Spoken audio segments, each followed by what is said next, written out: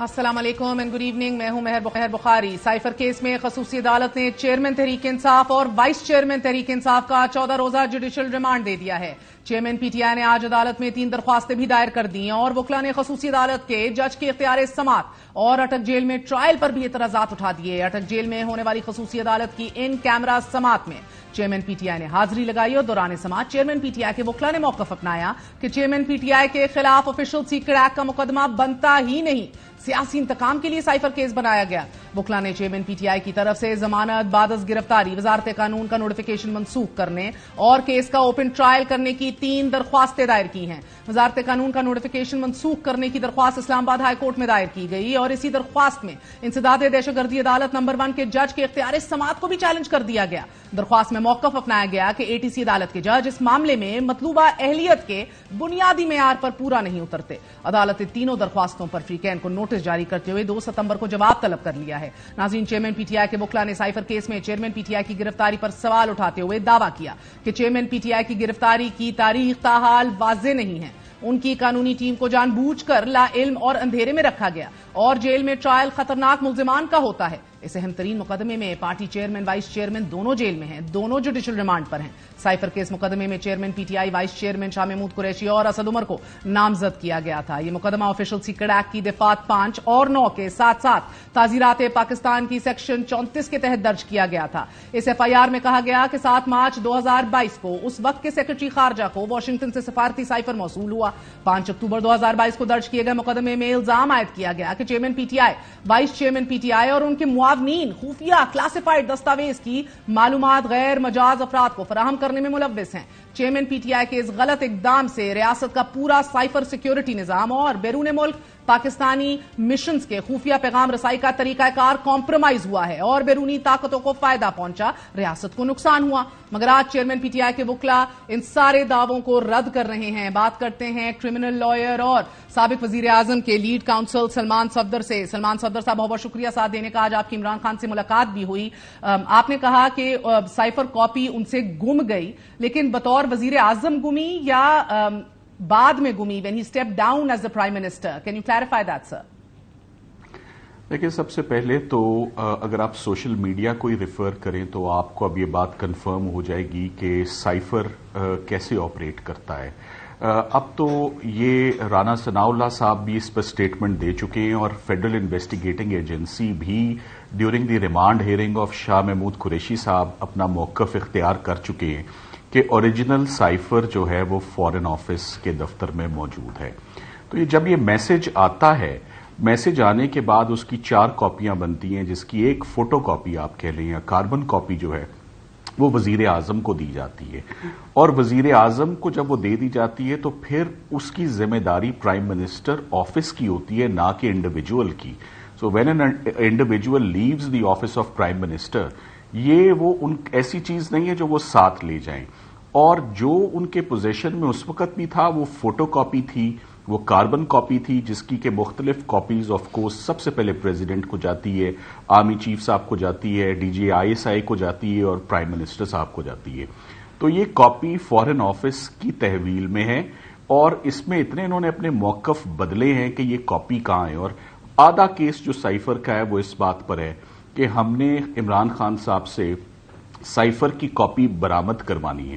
سو ان کے اپنے کال اور اپنے بیان میں اتنا تضاد آ چکا ہے اور اتنی انکنسسٹنٹ اور کانٹریڈکٹری اپروچ ہے کہ اب یہ میرا خیال ہے بات کلیئر ہے کہ سائفر جو ہے وہ جہاں اس کو ہونا چاہیے فارن آفس میں وہ وہیں موجود ہے. مگر سلمان صفدر صاحب, کاپی اگر بطور وزیر اعظم گمی تو وہ تو پی ایم ہاؤس عملے کی ذمہ داری ہوئی بقول آپ کے, پھر کیونکہ نیشنل کلاسیفائڈ ڈاکیومنٹ کی بات ہو رہی ہے, پرائم منسٹر ہاؤس سے اگر یہ گمی تو پھر تو کیس ہی بدل جاتا ہے.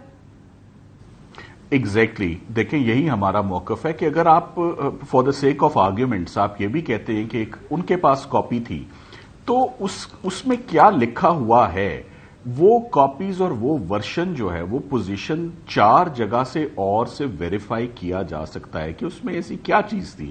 ایک فوٹو کاپی کے اوپر جیسے کہتے ہیں نا to make a mountain out of a molehill, وہ یہاں پر کیا گیا ہے.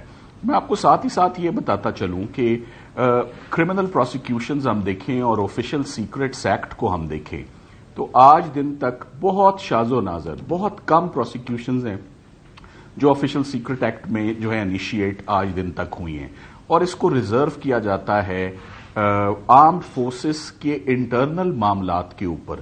کوئی اسپائنگ کا چارج ہو، کوئی اینمی اسٹیٹ کے ساتھ اینٹی اسٹیٹ ایکٹیویٹی ہو، تو اس کے اوپر یہ پروسیکیوشنز انیشیٹ ہوتی ہیں. میں تو اس بات پہ حیران ہوں کہ فیڈرل انویسٹیگیٹنگ ایجنسی نے former prime minister of Pakistan, foreign minister of Pakistan کے اوپر diplomatic exchange of communication between two countries, اس کو آپ نے کرمنل لا کے دائرے میں لا کر یہ بڑی زیادتی ہوئی ہے، اور یہ بڑا ڈینجرس ٹرینڈ ہے جو شاید پولیٹیکل سکور سیٹلنگ کے لیے اور پولیٹیکل وکٹمائزیشن کے لیے آنے والے وقت میں بھی ایسے ہی استعمال ہوں گے یہ کام. پھر مگر سر یہ بتائیے گا سلمان صفدر صاحب، پرانے آفیشل سیکرٹ ایکٹ کے سیکشن 5 اور تو لگائے گئے ہیں سابق وزیر اعظم پہ جو ایف آئی آر ہمارے سامنے پڑی ہے، کیا ترمیم کے بعد نئے آفیشل سیکرٹ ایکٹ کی کوئی شک لاگو ہوتی ہے؟ کیونکہ ان ترمیم کے بعد تو نہ صرف فزیکل اور ڈیجیٹل ایویڈنس کو بطور ایویڈنس استعمال کیا جا سکتا ہے، لیکن گھر پر چھاپے سے اگر ایسی کوئی کاپی مل جائے پھر تو آپ کا سارا کیس دھڑم گر جاتا ہے.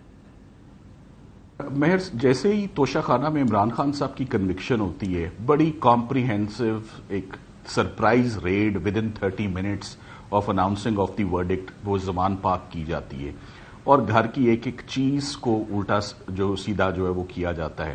تو اگر کوئی سائفر کا میسج اس وقت ہوتا تو اپنی تحویل میں اسی وقت جو ہے وہ لے لیا جاتا، کیونکہ آپ کو معلوم ہے کہ گزشتہ 10 ماہ سے ان کی رہائش اور ان کا اسٹے جو ہے وہ زمان پاک میں. تو اگر ان کی فزیکل کسٹڈی میں کوئی چیز ہوتی تو 2-2.5 گھنٹے میں وہ جسے کہتے ہیں پورے گھر کا پوسٹ مارٹم ہوا، اس میں وہ چیز مل جاتی. Now coming back to your question, دیکھیں ترمیم کرنے کی ضرورت کیوں پیش آئی؟ 1923 کا ایک اولڈ لا ہے، بہت سال ہو گئے 1923 کو، یہ 2023 ہے. تو وہ کسی بھی طرح سائفر کے میسج کو کیٹر نہیں کر رہا تھا وہ لا. تو آج ضرورت محسوس ہوئی کہ صحیح پروسیکیوشن کرنے کے لیے اس کی مرمت کی جائے تاکہ قانون کو سٹریچ کر کے موجودہ حکومت عمران خان صاحب کو اپنے شکنجے میں لے سکے.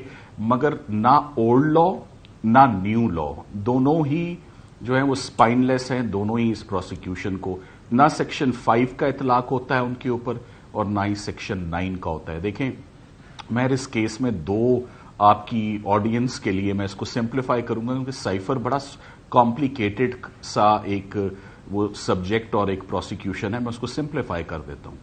سائفر کے مین الزامات خان صاحب پر 2 ہیں. نمبر 1 کہ آپ نے اس کو انلیگلی اپنے پاس رکھا ہوا ہے اور آپ دے نہیں رہے. آپ کا اپنا موقف ہے کہ وہ اوریجنل اس کا فارن آفس کے پاس ہے اور آپ کے پاس صرف فوٹو کاپی ہے. نمبر 2 آپ نے اس کا غلط استعمال کیا، پریجوڈیشل ٹو دی نیشنل سیکیورٹی. اس پہ آپ آج خان صاحب نے مجھے جو بریفنگ دی، آج 15 منٹ کی میری ان سے جو ملاقات ہوئی، اس میں انہوں نے بتایا کہ جیسے ہی آبجیکشنیبل میسج آیا تو اس کو سب سے پہلے فیڈرل گورنمنٹ کیبنٹ کے آگے رکھا گیا، اور کیبنٹ کے پورے کورم نے اس پہ اپنی آئی بروز ریز کی، اور اس کے بعد اس کو فیصلہ کیا گیا یونینیمسلی کیبنٹ نے کہ اس کو ڈی کلاسیفائی کر دیا جائے سائفر کو. تو جب کیبنٹ نے in the presence of prime minister یہ فیصلہ کیا کہ اس کو ڈی کلاسیفائی کر دیا جائے تو پھر آفیشل سیکرٹ تو یہ رہا ہی نہ اس دن کے بعد. تو کیسے پھر آفیشل سیکرٹ ایکٹ 1923 کی پروسیکیوشن 5 اور سیکشن 9 کی 9 جو ہے وہ انسٹیگیشن ہے، وہ ابیٹمنٹ کا چارج ہے. سو یہ 5 اور 9 کی پروسیکیوشن ہوللی آؤٹ آف پلیس ہے. نہ اس پر ایف آئی آر رجسٹر ہو سکتی ہے، نہ اس پہ فیڈرل انویسٹیگیٹنگ ایجنسی اپنا جو ہے وہ تفتیش کر سکتی ہے. اور اس کو تقریباً 10 ماہ کے لیے لاہور ہائی کورٹ نے اس تفتیش کو انہی بنیادوں پر روکا رکھا. یہ اچانک بیک برنر سے فرنٹ برنر پہ آئیے تاکہ اس کیس میں بھی خان صاحب کو جو ہے وہ ملوث کیا. مگر سلمان صاحب، آپ نے سائفر کے ڈی کلاسیفائی ہونے کا دن میں بھی کہا اور ابھی پھر یہ دعویٰ کیا ہے، جبکہ 9 اپریل 2022 کو اسپیشل کیبنٹ میٹنگ ہوئی، فیصلہ اس میں کیا گیا کہ سائفر کو پارشلی ڈی کلاسیفائی کیا جائے گا. ہم تب رپورٹ بھی کر رہے تھے, ہماری معلومات بھی تھی, بات بھی ہو رہی تھی. ایک کاپی اسپیکر کو بھیجی گئی, ایک کاپی تب صدر مملکت کو بھیجی گئی, جنہوں نے آگے چیف جسٹس آف پاکستان کو بھی وہ کاپی بھیجی. صحافیوں سے تو صرف ٹیکسٹ شیئر کیا گیا, بار بار کیا گیا. ان میٹنگز میں خود بھی موجود تھی, دکھایا نہیں گیا, ٹیکسٹ شیئر کیا گیا, but this was partial declassification. Sir دیکھیں, سب سے پہلے تو اگر ہم اس ایلیگیشن کے اندر آتے ہیں, جیسے میں نے آپ کو بتایا کہ جرم کیا ہے. جرم وہ ہے کہ اینی ایکٹیویٹی جو اینٹی اسٹیٹ ایکٹیویٹی ہو, اینمی اسٹیٹ سے کوئی کوآپریشن کی ہو, کوئی میپ کسی کو باہر دے دیا ہو, کوئی نقشہ دکھا دیا ہو, کوئی حساس سینسٹیو چیز جو ہے جو کمپرومائز کرے آپ کی نیشنل سیکیورٹی کو. یہاں مہر, یو ہیو ٹو انڈرسٹینڈ کہ یہ پروسیکیوشن کلبھوشن یادو کی نہیں ہو رہی, یہ کسی ابھی نندن کی پروسیکیوشن نہیں ہو رہی. Former prime minister and former آپ کے فارن منسٹر, یہ بہت امپورٹنٹ رسپانسبل پوزیشنز ہیں, اور کیبنٹ کے بھی سارے ممبرز بڑے پڑھے لکھے ایکسپوجر والے لوگ ہیں. یہ پارشل کی بات یہ پہلی دفعہ میں آپ سے سن رہا ہوں.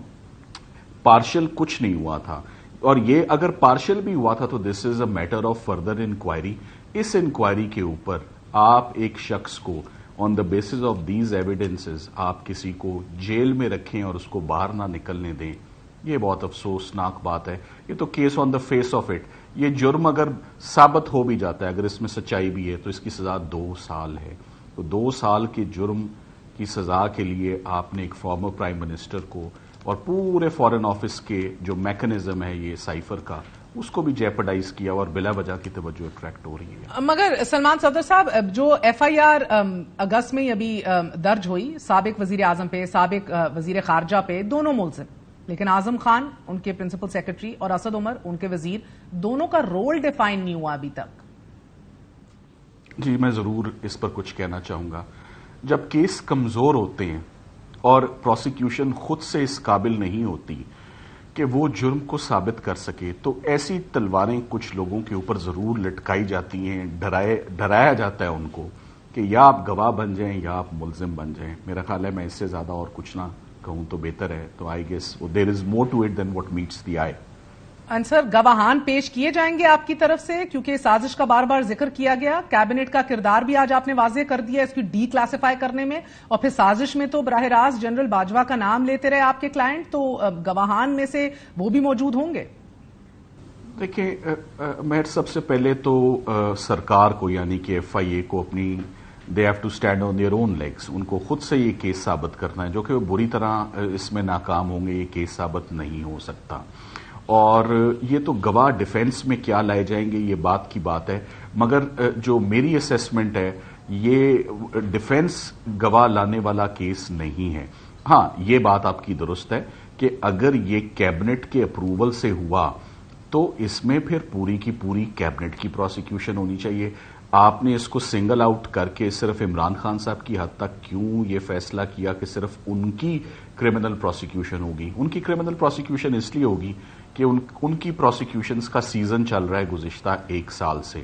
یہ کوئی تقریباً 150 سے اوپر کیسز ان کے پاس ہو چکے ہیں گزشتہ 10 مہینوں میں. آپ اس بات کو ضرور اپریشیٹ کریں کہ کبھی ایسا بھی ہوا ہے کہ ایک شخص 70 کے بعد 71 سال کی عمر میں وہ جرم کی دنیا میں اپنا قدم رکھے, اور پھر ایسا رکھے کہ وہ روز ایک جرم کرے. تو یہاں سیڈیشن, میوٹنی, ٹریزن, مرڈر, توشہ خانہ 302, اور اس کے بعد فورن فنڈنگ, اور اب سائفر.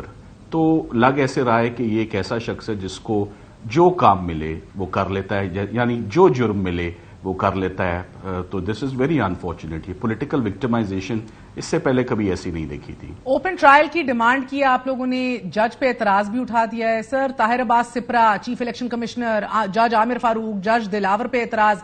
ایسے تو کوئی جج ہی نہیں بچے گا اس ملک میں جو آپ کے کلائنٹ کا کیس سن سکے. مہر, اگر میں آپ کو یہ بتاؤں کہ کتنے ججز کیس سن رہے ہیں تو ان کی تعداد اگر میں کہوں 180 مقدمے ہیں تو شاید اتنے ہی ججز ہوں. سب سے پہلی بات, میرے کسی مقدمے میں نے اعتراض نہیں اٹھایا, مگر عمران خان صاحب کے جو فنڈامنٹل رائٹس ہیں اور جس طرح اگر پاکستان کی آپ جوڈیشل ہسٹری میں دیکھیں، کسی ایک شخص کے اوپر 18 مقدمے ہوئے تھے تو اس پہ ایک طوفان آ گیا تھا اور ایک ہی ہاتھ میں پولیٹیکل وکٹمائزیشن کو بھی روکا گیا اور ساتھ ہی ساتھ میں ریلیف بھی دی گئی.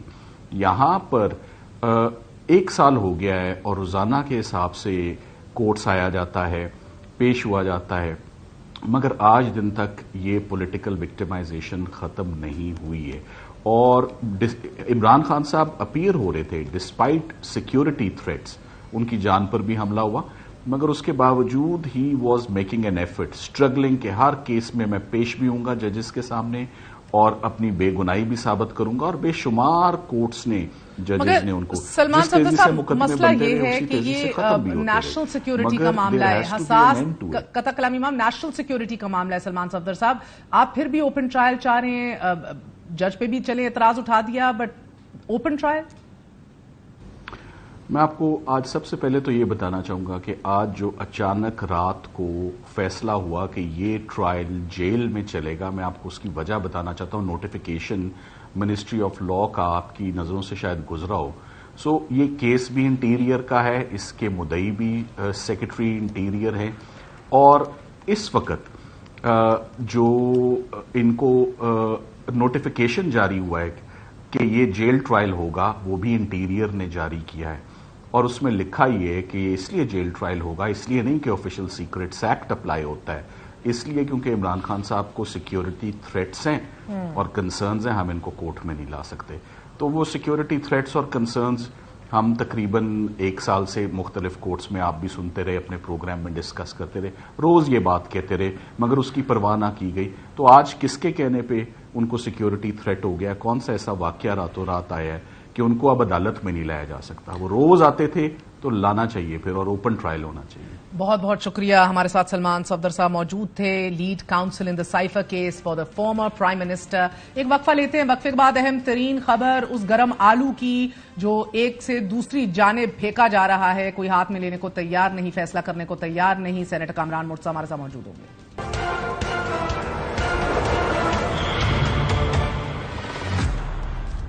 23 اگست کو صدر مملکت عارف علوی نے مشاورتی دعوت کے لیے خط لکھا چیف الیکشن کمشنر کو کہ انتخابات کی تاریخ کے حوالے سے ان کا آئینی حق ہے کہ یہ تاریخ دی جائے. آرٹیکل 48(5) کے تحت مشاورتی دعوت کو رد کیا، اس کو اسٹینڈ کانسیکوینس کے مترادف قرار دیا چیف الیکشن کمشنر نے. اور اس کے بعد صدر مملکت نے رائے مانگی وزارت قانون سے، جو رائے آج سامنے آ گئی ہے. نو سرپرائزز، وزارت قانون کا کہنا ہے the president has no role in giving the election date، یعنی کہ یہ اختیار مکمل طور پہ الیکشن کمیشن کے پاس ہے کہ انتخابات کی تاریخ دی جائے. وہ سینیٹر جو آفیشل سیکرٹ ایکٹس پاس کرانے کے حوالے سے جن کی جماعت اور جو الیکشن ترمیم کے کمیٹی کا حصہ بھی تھے، ہمارے ساتھ موجود ہیں. سینیٹر کامران مرتضی. سینیٹر صاحب بہت بہت شکریہ. پہل تو فرما دیجیے گا کہ تحریک انصاف کا اٹک جیل میں خصوصی عدالت کی سماعت پر اعتراض، پھر ٹرائل جج کی جگہ پر اور ٹرائل کی جگہ پر اور جج پر بھی اعتراض، کیا کہیں گے؟ دیکھیے، اس میں اب 2 ورژن ہیں. ایک ورژن جو ہے وہ پی ٹی آئی کا ہے اور ایک ورژن جو ہے نا اس وقت پروسیکیوشن کا ہے. ان کا اعتراض، ان کو اعتراض اٹھانے کا حق ہے، اس جج کے اوپر بھی اعتراض اٹھانے کا حق ہے، یا ٹرائل کی جگہ پہ اس کا اعتراض کرنے کا بھی ان کا حق ہے. وہ اپنا حق استعمال کریں، مگر الٹیمیٹ فیصلہ اس میں کورٹ نے کرنا ہے. اب یہ سائفر والا معاملہ اپلائی کرتا ہے یا نہیں کرتا، یہ سب جوڈس ہو گیا ہے. جو چیز سب جوڈس ہو گئی ہے اس کے اوپر میں رائے دوں، میرا خیال ہے مناسب نہیں ہوگا. مگر ادروائز اخلاقاً جو کچھ وہ کرتے رہے ہیں جلسوں میں ایک کاغذ کو لہرا کے، وہ درست نہیں تھا. اخلاقاً آپ نے کہا، مورلی اخلاقاً، کیونکہ لیڈ کاؤنسل سلمان صفدر ابھی آفیشل سیکرٹ ایکٹ سابق وزیر اعظم اور سابق فارن منسٹر پر لاگو نہ ہونے کا دعویٰ کر رہے تھے. تو یہ ڈاکیومنٹ ڈی کلاسیفائی ہو گیا تھا بقول ان کے، لیکن کیا ریٹروسپیکٹیولی اپلائی ہو سکتا ہے یہ قانون سینیٹر صاحب؟ میں نے آفیشل سیکرٹ ایکٹ کو اپوز کیا تھا سینٹ میں جناب، اور میں اس کا حامی نہیں ہوں، مگر اس کو بیک ڈیٹ سے کس طرح سے اپلائی کریں گے؟ آج فرض کر لیجئے کہ ہماری اپوزیشن کے باوجود، ہمارے اعتراض کے باوجود یہ آج قانون بن گیا، مگر واقعہ تو آپ نے کہیں اور اس سے پہلے لے کے جانا ہے نا. واقعہ تو جس دن واقعہ ہوا اس دن تو یہ قانون نہیں تھا. تو کسی بھی پینل لا کو آپ ریٹروسپیکٹیولی اپلائی نہیں کر سکتے، ماں سوائے نیب کے قانون کے. اس کو 1985 کا افیکٹ دیا تھا. پھر اس کو اسفند یار ولی کیس میں پتہ نہیں کیا حالات تھے اس وقت، اس کو اسفند یار ولی کیس میں انہوں نے کہا کہ جی ہو سکتا ہے، مگر میرا خیال ہے کہ بیک ڈیٹ سے نہیں ہو سکتا، وہ ججمنٹ سے میں میری اپنی ریزرویشنز ہیں اس میں۔ اور سینیٹر صاحب، ایک اہم ترین مسئلہ انتخابات کی تاریخ کا ایک معاملہ جو طے نہیں ہو پا رہا، کسی کروٹ نہیں بیٹھ پا رہا۔ آپ انتخابی اصلاحات کمیٹی کا حصہ بھی رہے، آپ ہی کی گئی ترمیم کے سہارا لے کر الیکشن کمیشن آج تاریخ دینے کا اختیار رکھنے کا دعویٰ کر رہا ہے، اور آج ہی وزارت قانون نے بھی یہی رائے صدر کو بھی دی ہے کہ یہ اختیار تو حتمی طور پہ الیکشن کمیشن آف پاکستان کا ہے، کیا کہیں گے؟ میں الیکشن کمیشن کی اور وزارت قانون کی دونوں کی انٹرپریٹیشن سے اتفاق نہیں کرتا۔ اس میں دستور فائق ہے، 48(5) جو ہے وہ بالکل کلیئر ہے، اس میں ڈیٹ دینا وہ صدر کا اختیار ہے، اس ڈیٹ کی مطابقت میں شیڈول دینا وہ شاید الیکشن کمیشن کا اختیار ہے۔ اور سر، یہ کنفیوژن کب تک برقرار رہے گی؟ آپ تو لیجسلیشن کرنے والے اراکین میں سے ہیں، ترمیم کرنے والے اراکین میں ہیں، اور آپ بھی کہہ رہے ہیں کہ وہ ترمیم لاگو نہیں ہوتی اور یہ اختیار صدر کا ہے، لیکن نہ الیکشن کمیشن مان رہی ہے، نہ نگران گورنمنٹ مان رہی ہے، نہ ہی مسلم لیگ نون مان رہی ہے۔ تو 3 درخواستیں سپریم کورٹ میں پہلی پہنچ چکی ہیں۔ اگر آپ کی تشریح سپریم کورٹ اتفاق کر لے اس تشریح سے، تو ایک نیا آئینی بحران بنتے دیکھ رہے ہیں پھر؟ ایک نیا بحران جو ہے وہ آگے نظر آ رہا ہے، اور بحران اس بات سے نظر آ رہا ہے کہ 90 ڈیز سے جو اس کو پرولانگ کرنے کی کوشش کی جا رہی ہے۔ ان اینی کیس اس وقت جو ہے نا یہ چیپٹر کلوز ہو جانا چاہیے، آرٹیکل 224 کلیئر ہے۔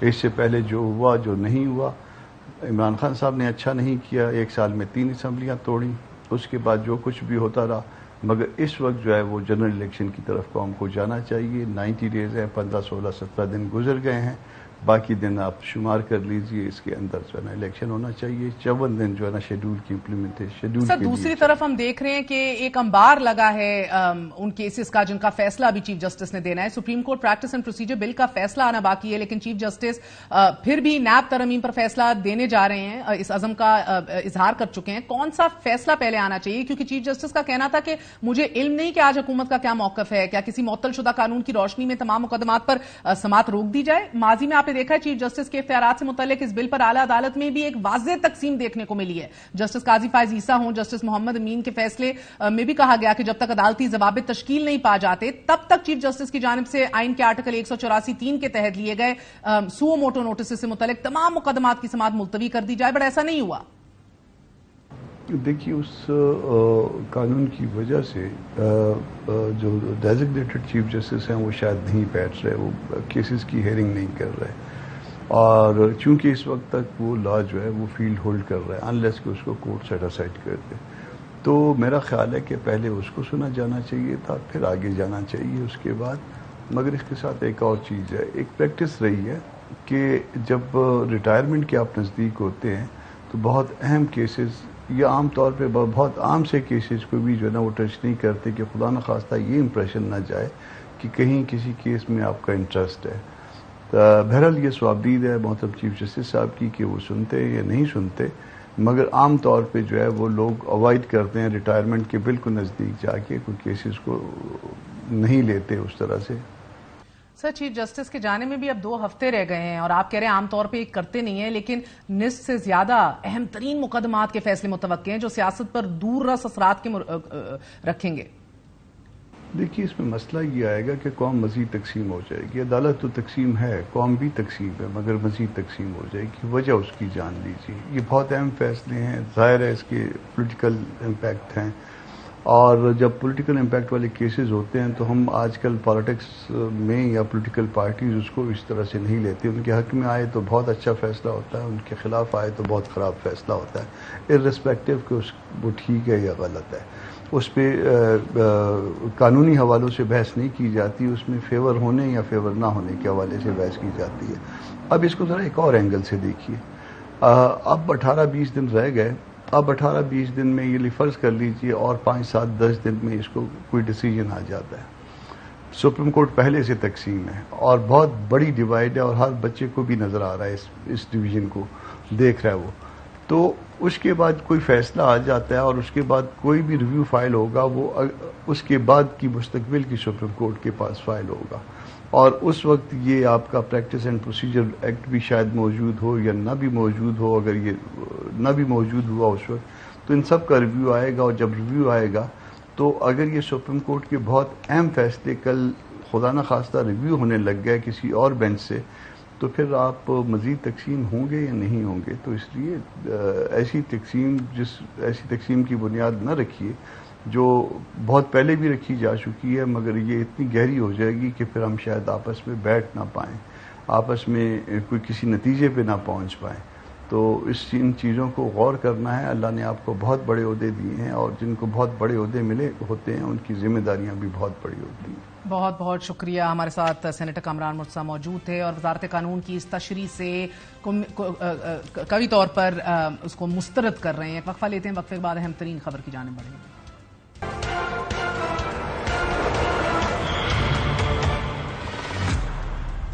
بجلی کے بلوں میں اضافے کے خلاف 4 دن سے جاری احتجاج ہے. عوام بابتا دفاتر میں خوار ہو رہے ہیں. نگران وزیر اعظم کی جانب سے 4 میٹنگز ہو چکی ہیں، اور اس دوران 2 نگران وزراء ہمارے ہی پروگرام میں آ کر یہ دعویٰ کر چکے ہیں کہ IMF سے بات چیت بھی چل رہی ہے اور جلد اچھی خبر بھی ملے گی. پرائرٹی عوام کو دینی ہے، اور آج بھی بڑی میراتھن سیشنز ہوئے، کل بھی آپ کو پتہ ہے سیشنز ہوئے تھے، اور اب کل کیبنٹ میں منسٹر پاور جو ہیں وہ ایک فارمولا لے کر آ رہے ہیں، اور اس کی اپروول ہوگی تو ظاہر ہے وہ اناؤنس ہوگا، جس میں عوام کے ریلیف کے لیے کوئی بندوبست کیا جائے گا. دن اور ہفتوں کی بات نہیں کر رہا، میرے خیال میں اس میں کچھ گھنٹوں کی بات ہے. ہم کچھ فیصلے لے رہے ہیں جس میں ہم چاہ رہے ہیں کہ لوگوں کو ریلیف ہو، تو مجھے نہیں لگتا کہ اس میں کوئی مشکل ہوگی. وزیر اطلاعات نے دعویٰ کیا کہ ابھی جب میں آپ سے مخاطب ہوں تو فائنانس منسٹر IMF سے بات کر رہی ہیں، اور وزیر داخلہ بگٹی صاحب نے یہ دعویٰ کیا ہمارے پروگرام میں کہ 16 گریڈ سے اوپر کے افسران کی تمام مفت بجلی اور مرات ختم کر دی جائیں گی. اچھی خبر تو ملی نہیں، بلکہ آج نگران وزیر خزانہ نے اس کے بالکل برعکس یہ انکشاف کیا کہ ہمارے پاس لامحدود اختیارات نہیں، ہمیں بوجھ عوام پر منتقل کرنا پڑے گا. گزشتہ منتخب حکومت اور IMF کے درمیان ہونے والے معاہدے کی وجہ سے ہاتھ بندے ہیں، اور سبسڈی دینے کے لیے مالی گنجائش ہی نہیں ہے. بدقسمتی سے معیشت کو تباہ کرنے کے لیے کوئی کسر نہیں چھوڑی گئی، اور ملک کی معیشت اندازوں سے کہیں زیادہ خراب ہے. نگران حکومت کی طرف سے پہلا باضابطہ بیان ہے جو آج قائمہ کمیٹی برائے خزانہ اجلاس کے نگران وزیر خزانہ ڈاکٹر شمشاد اختر کی جانب سے دیا گیا. روپے کی قدر میں کمی کی وجہ سے ہر 15 دن بعد عوام کو پیٹرولیم مصنوعات میں اضافے کی وجہ سے ٹیکہ بھی لگایا جاتا ہے. عوام پر کل رات کو کسی بھی وقت پیٹرول بم کا وار ہو سکتا ہے. ذرائع کے مطابق اوگرا کی جانب سے تیار کی گئی سمری جو کل وزارت خزانہ کو بھیجی جائے گی، اس میں پیٹرول کی قیمت میں 10 روپے جبکہ ڈیزل کی قیمت میں 15 روپے فی لیٹر اضافے کی تجویز دے دی گئی ہے، اور بجلی بھی 2 روپے مزید مہنگی ہونے جا رہی ہے. بات کرتے ہیں ہمارے ساتھ اکانومی پہ سٹار رپورٹر شہباز رانا صاحب موجود ہیں. شہباز بہت بہت شکریہ ساتھ دینے کا. فرمائے دیجیے گا کیا خبر ہے آپ کے پاس؟ فائنانس منسٹر نے فائنل پروپوزل تو اس صبح کو بھیج دیا، ہمیں کابینہ کے ذرائع نے بتایا شام تک یا کل صبح تک ان کا جواب بھی آ جائے گا، لیکن دہائیوں کی پالیسیاں ایک ہفتے میں ختم نہیں کر سکتے. شمشاد صاحبہ تو یہ فرما رہی ہیں. جی بسم اللہ الرحمن الرحیم. اس میں مس مہر 2 چیزیں ہیں. ایک تو یہ کہ as a matter of fact Pakistani حکام کی اور IMF کی سٹاف لیول پہ کل ان کی بات ہو چکی ہے رات کو، جس میں پاکستانی حکام نے جو پرپوزل تھا ان کے سامنے رکھا کہ ہم جو بجلی کے بل آئے ہیں اگست میں اس کی 6 ایک ساتھ کرنا چاہ رہے ہیں، اور اس میں جو گیپ ہوگا، مثلا اگر 6 ایک ساتھ ہوتی ہیں تو جو پاور ڈسٹریبیوشن کمپنیز ہیں ان کو تو ریونیوز ان کے ہرٹ ہوں گے، تو اس کو کمپنسیٹ کرنے کے لیے ہم بینکوں سے قرضہ لیں گے. بینکوں سے قرضہ لے کے ہم ان پاور کمپنیز کو ادائیگیاں کریں گے، اور پھر وہ ادائیگیاں آگے انڈیپینڈنٹ پاور پروڈیوسرز کو ہوں گی، اور ان قرضوں کے اوپر جو سود ہے وہ اپنی ریکوریز کو بہتر بنا کر ہم ادا کریں گے. تو یہ کل ایک پرپوزل IMF کے سامنے رکھا گیا تھا جو ہماری آج خبر بھی ایکسپریس ٹریبیون میں چھپی ہوئی ہے. لیکن IMF نے کل رات اس چیز کی نہ پرمیشن دی نہ انکار کیا. انہوں نے کہا جی کہ ہم آپ کو اس کے حوالے سے جو ہے وہ فردر اس پہ سوچ کے آپ کو بتائیں گے. ڈیفینیٹلی وہ اپنی کنسلٹیشن ہائیسٹ لیول پہ کریں گے، اس کے بعد they would respond back to Pakistan. آج جو Senate standing committee on finance کی میٹنگ تھی جس میں ڈاکٹر شمشاد اختر صاحبہ کا یہ فرسٹ ان کی پبلک اپیئرنس تھی after taking oath of her office, اور ان کا پہلا کوئی پالیسی اسٹیٹمنٹ بھی سامنے آیا فار دا فرسٹ ٹائم ان مور دین 2 ویکس. تو اس میں ایک مکس اس کا ایک ریئیکشن میں آپ کو دوں گا. جب یہ بات آئی کہ جو عوام ہے ان کی جو صورتحال ہے، جو ان کے اوپر بوجھ پڑا ہوا ہے، تو اس حوالے سے آپ کیا کریں گے، کوئی سبسٹینشیل چیز ہو سکتی ہے نہیں ہو سکتی، اس پہ تو شی واز کیٹاگوریکل کہ جی ہمارے پاس فسکل سپیس ہی نہیں، ہم ان کے اوپر کوئی آپ ہم سے امید مت رکھیے. لیکن جب ان سے یہ کہا گیا کہ آپ جو اشرافیہ ہے اس کی جو فری بجلی ہے وہ آپ ودرا کریں گے. تو انہوں نے کہا جی یہ تو ہمارا مینڈیٹ ہی نہیں ہے, یہ تو ہمارا کام ہی نہیں ہے, جبکہ ہم دعویٰ کیسے کیا کریں گے, یہ مفتی تو صاحب نے دہائیوں کی ہمارے پالیسی پروگرام ہے. میں. تو جب وہ اجلاس ختم ہوا, تو اجلاس ختم ہونے کے بعد وہ جب کمیٹی روم سے باہر تشریف لائیں, تو میں نے ان سے وہاں پہ پوچھا کہ آپ نے بڑا پلان لیا اور آپ نے ٹھیک بات کی, آپ نے بتا دیا کہ آپ کے پاس فسکل اسپیس نہیں ہے, لیکن do you have the courage to withdraw the subsidies of all the powerful people, not only subsidy but the free electricity, جس میں ہماری جوڈیشری ہے, ہماری آرم فورسز ہیں, ہماری پاور ڈسٹریبیوشن کمپنیز کے آفیشلز ہیں. تو اس کا انہوں نے پھر وہی جواب دیا جی کہ ہم تو کر ہی نہیں سکتے, ہمارا مینڈیٹ نہیں ہے. تو ایک چیز بڑی کلیئر ہوگی, جہاں پہ آواز نہیں ہے وہاں پہ تو کرتے جاؤ, وہاں پہ تو انٹرنیشنل ایگریمنٹس ہیں, اور جہاں پہ آواز ہے, کسی کا دباؤ ہے یا کوئی ایسی چیز ہے جس کو اگر آپ اس کی کسی کا کوئی فیسلٹی ہے اس کو جب واپس لیں گے تو ان کو تکلیف ہوگی, اگر ان کو تکلیف ہوگی تو ان کو تکلیف ہوگی, تو وہاں پہ یہ کچھ نہیں کریں گے. مگر دیکھیں کچھ تو آئی ایم ایف کے ساتھ طے شدہ اہداف ہیں شہباز صاحب, فسکل ڈیفیسٹ کا بھی, پرائمری سرپلس کو بھی اچیو کرنا ہے ہمیں, لیکن اس کے ساتھ ساتھ سرکولر ڈیٹ کا بھی ٹارگٹ ہے 2310 ارب کا, جو ہم نے اب مینٹین کرنا ہے آئی ایم ایف ڈیل کے مطابق. ٹارگیٹڈ سبسڈیز بھی 900 ارب تک محدود رکھنی ہے, تو گنجائش تو نہیں ہے, شی از رائٹ اباؤٹ دیٹ, لیکن ول بھی تو کہیں نہ کہیں دکھنی چاہیے نا صاحب. اگر نادرا کے چیئرمین کے چناؤ کے لیے اگر یہ قواعد میں ترمیم کر سکتے ہیں کہ حاضر سروس افسر فوجی جو ہیں وہ بھی تعینات ہو سکتے ہیں, تو یہ بھی شاید کر سکتے ہیں پھر, اگر آپ نے یہی سوال پوچھا.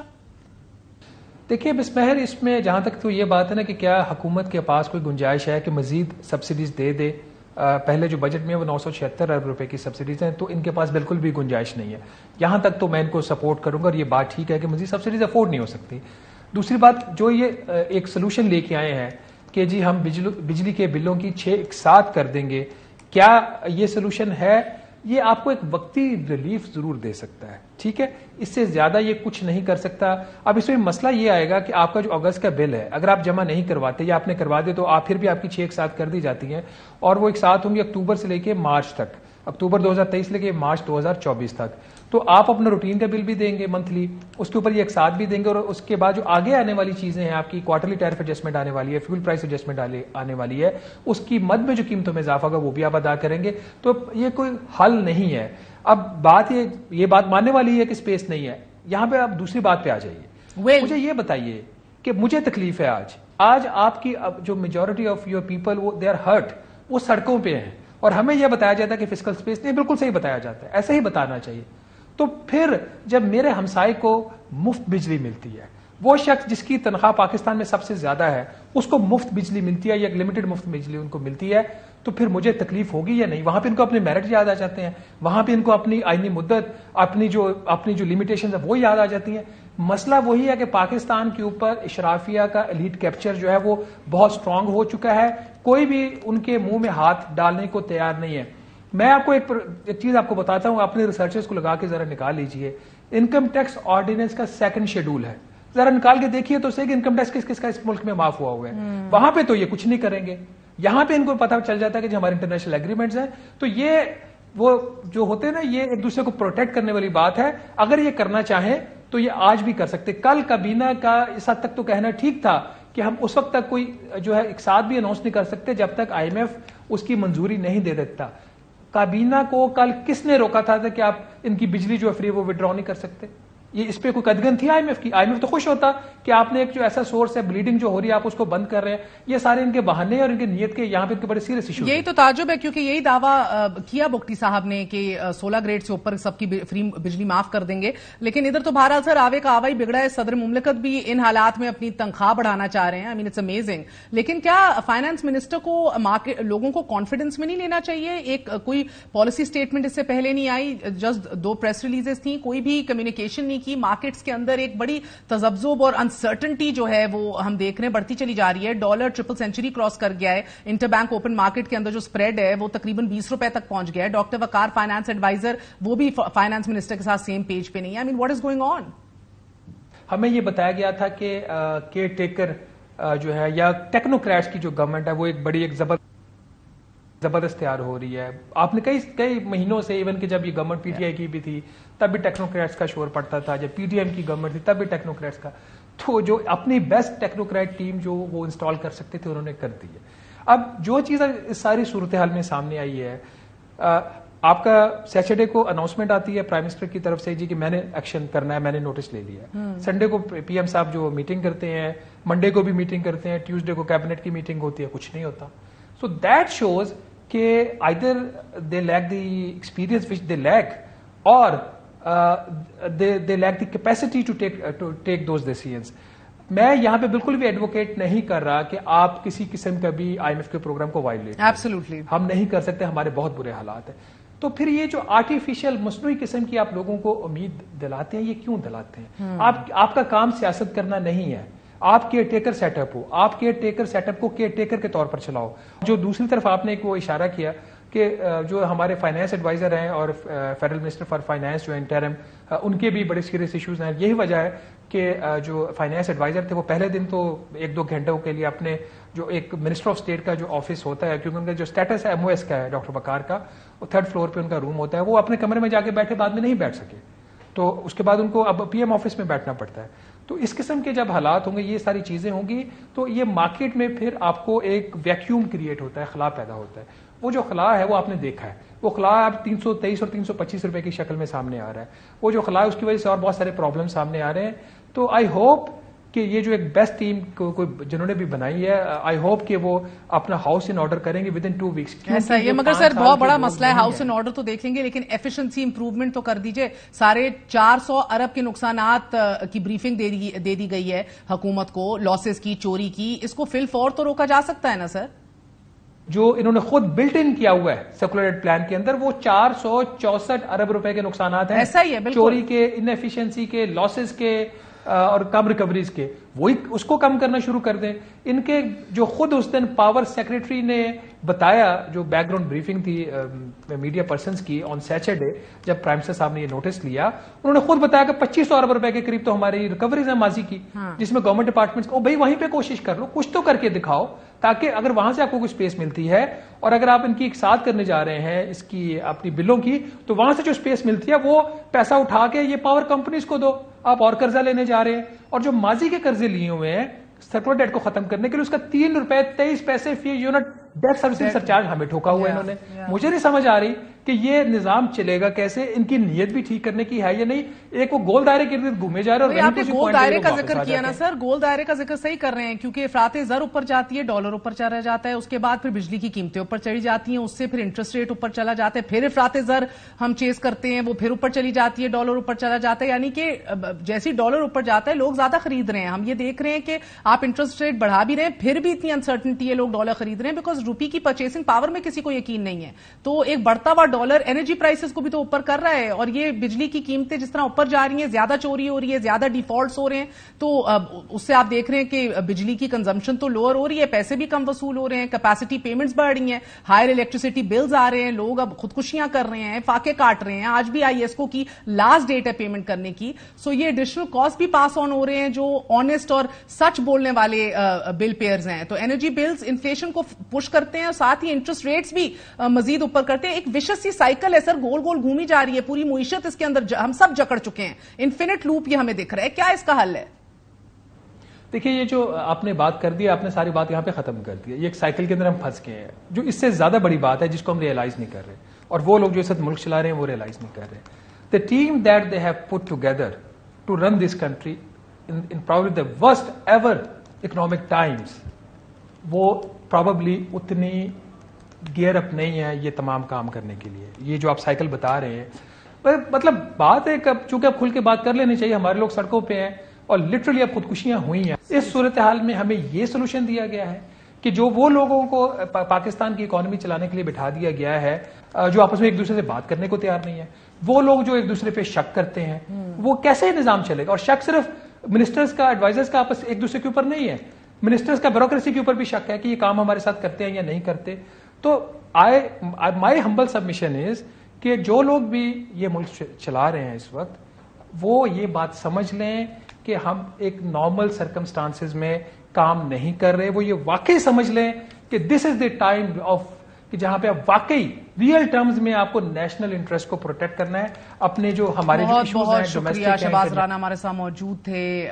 35,000 کی منیمم ویج کمانے والا بھی اگر 20,000 بجلی کے بل میں دے گا تو بچوں کا کیا کرے گا, کدھر سے اپنے بلز پے کرے گا؟ زہر کھانے کے پیسے نہیں بچ رہے. خدا را رحم کیجئے. گڈ نائٹ, اللہ حافظ.